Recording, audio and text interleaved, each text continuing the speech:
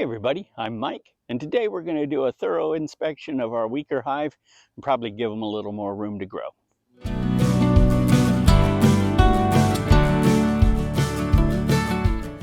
Oh my goodness, what a difference! This is fantastic to see this many bees in here, and this hive was struggling just 4 weeks ago, and they are jam-packed. To say I'm happy is the understatement of the week. This is fantastic.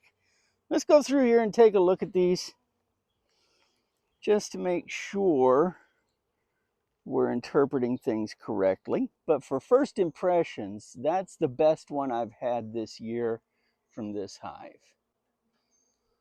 So here we have a frame of mostly honey. We've got some nectar down below there. I don't see any brood here, just honey. And the other side, they're just starting to draw this side out.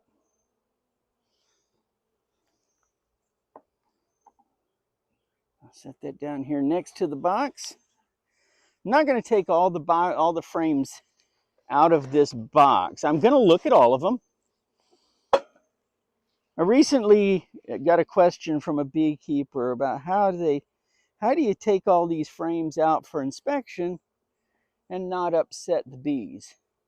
And I learned that what that beekeeper was doing was literally emptying this box during an inspection. And that's not necessary at all. So we'll look at how I do it here in just a second. Again, just drawing this out and just getting started on the other side.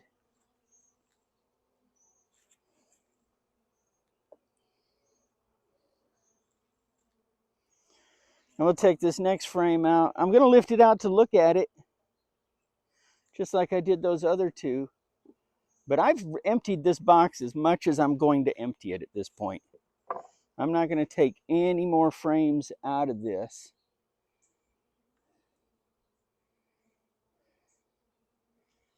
We have a nice fresh white new comb there. And the same on the other side. And this one has a little bit of pollen in it right over here. But all of this is just new capped honey. And now I'm just going to set that frame down off to the side inside the box. And that's all I'm going to do with the rest of these is just slide them. I'll lift them up to take a look at them. I'll put them off to the side inside the box. I'm not going to empty any more of them. We are essentially tearing their hive apart the same way a bear would. And so they're going to respond to me in the same way they would a bear. And I don't want to cause much problem there. So we've got a nice frame of capped worker brood here. We have more worker brood as well as some drone brood. There's a queen cup up here with nothing in it.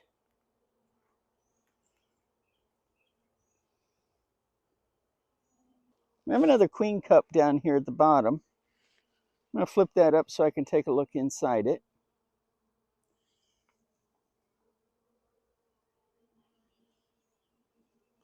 That queen cup is empty. There's no larva in it.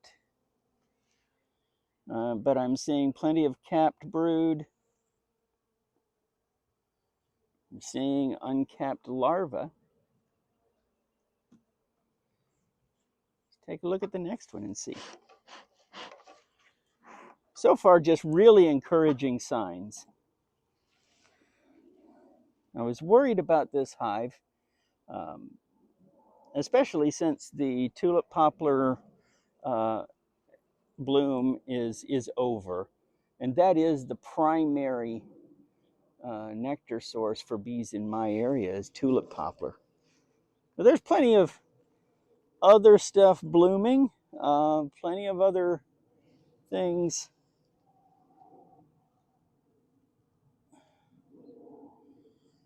There's another empty queen cup down here. But I do see larvae in here. I see capped brood.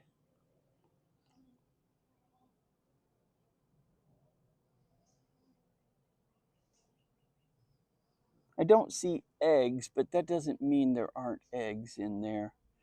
With this being natural wax foundation, it's still pretty light. I know you can tell that as they use this comb, it gets darker and darker as they as with remnants of cocoons and propolis that they've used to clean things out. The brood comb gets darker and darker. It'll eventually turn almost black. And it becomes much easier to see eggs in there like that. Right now, it's still hard to see them.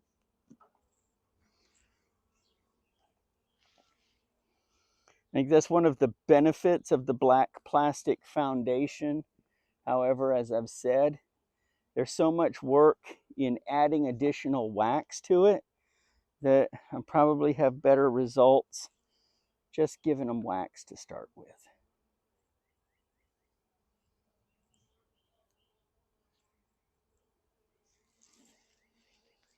All right. And a nice frame of brood here. I see lots of larvae in here. And I do see eggs. I do see eggs there. Again, hopefully you can see this over my shoulder. But so much capped brood in a nice tight pattern. I love what I'm seeing. One of a couple of things has happened. Either they successfully replaced the inferior queen, and they now have a stronger laying queen, or their queen, the original queen, just took some time to ramp up, because they are using almost all of the space that's available to them right now. They have strong brood patterns and plenty of brood in there. Let's put these frames back in.